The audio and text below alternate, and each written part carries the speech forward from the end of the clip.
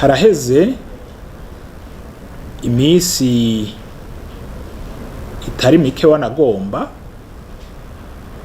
muri politike ya leta zunze ubumwe za Amerika bahisemwo ko abarundi basanze mu gihugu cabo badakwije ivyangombwa, eka mbere si n'abarundi gusa n'abandi banyamahanga, abo bantu bazoca babafata bakabasubiza mu bihugu vyabo. Ivyo rero vyarabaye no ku Burundi, aho abarundi basanze badakwije ivyangombwa twavugana nabo,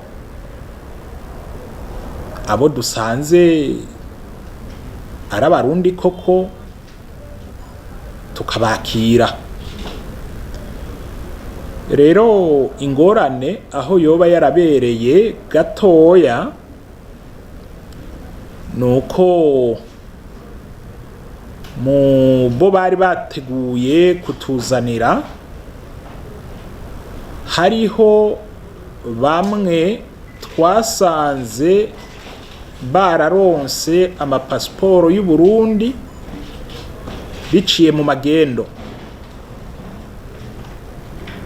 Abo rero twebwe dukoranye n'inzego z'iperereza mu gihugu cacu, tugakorana n'inzego zijejwe umutekano, twasanze mu vy'ukuri hariho bamwe atari abarundi.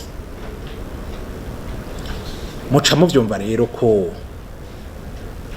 umwe wese yakirwa n'igihugu ciwe.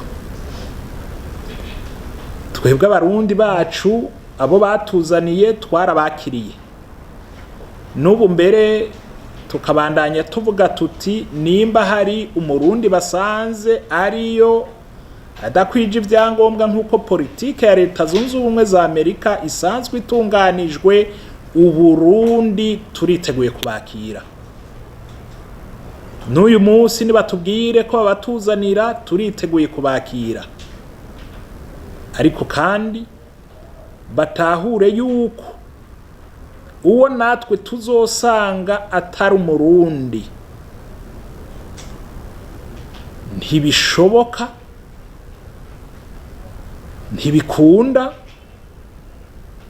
ahubwo nabo bace badufasha kugira ngo uwo muntu batore neza ubwene gihugu bwiwe.